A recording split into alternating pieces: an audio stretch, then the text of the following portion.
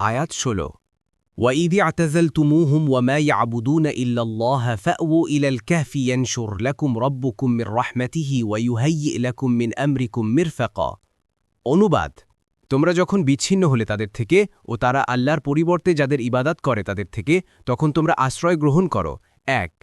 তোমাদের রব তোমাদের জন্য তার রহমত বিস্তার করবেন এবং তিনি তোমাদের জন্য তোমাদের জীবনোপকরণের বিষয়টি সহজ করে দিবেন।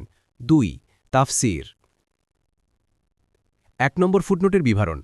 এ আয়াত থেকে এটা প্রমাণিত হয় যে যদি কোথাও এমন পরিস্থিতি সৃষ্টি হয় যে সেখানে অবস্থান করলে তাওহীদ ও ঈমান বজায় রাখা সম্ভব হবে না, তখন সেখান থেকে হিজরত করতে হবে। যেখানে গেলে দিন নিয়ে থাকতে পারবে সেখানে তাকে যেতে হবে।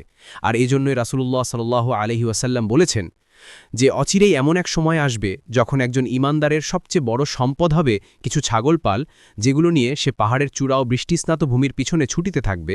তার মূল উদ্দেশ্য হবে ফিতনা থেকে তার নিজ দিনকে বাঁচিয়ে রাখা। বুখারী ১৯৩২, সুনান আবু দাউদ ৪২৩৭, মুসনাদে আহমদ ৩৩৩, ইবনে কাসির। ২ নম্বর ফুটনোটের বিবরণ। তারা যখন তাদের দিন নিয়ে পালিয়ে বেড়াচ্ছিল, মহান আল্লাহ তখন তাদের জন্য তাদের যাবতীয় কর্মকাণ্ডকে সহজ সরল করে দিলেন। তারা পালিয়ে গুহায় আশ্রয় নিল, তাদের জাতি তাদেরকে খুঁজে বের করতে অসমর্থ হল। এমনকি তৎকালীন বাদশাহ তাদের ব্যাপারে খোঁজাখুঁজি করে শেষে অপারগ হয়ে গেলেন। আল্লাহ তাআলা রাসূলুল্লাহ সাল্লাল্লাহু আলাইহি ওয়াসাল্লাম ও আবু বকর রাদিয়াল্লাহু আনহুকেও এমনি এক সংকটময় মুহূর্তে রক্ষা করেছিলেন। তারা উভয়ে সাউরগিরি গুহায় আশ্রয় নিয়েছিলেন। কুরাইশরা তাদের পিছু নিয়ে গর্তের মুখে প্রায় চলে আসছিল, কিন্তু তারা তাদের অবস্থান সম্পর্কে জানতে পারল না। আবু বকর রাদিয়াল্লাহু আনহু একটু ভীত হয়ে বলেই ফেললেন, রাসূল, যদি তারা তাদের পায়ের নিচে তাকিয়ে দেখে তো আমাদের দেখতে পাবে। রাসূলুল্লাহ সাল্লাল্লাহু আলাইহি ওয়াসাল্লাম প্রশান্ত চিত্তে উত্তর করলেন, আবু বকর, যে দুজনের জন্য তৃতীয়জন আল্লাহ রয়েছেন তাদের ব্যাপারে তোমার কি ধারণা?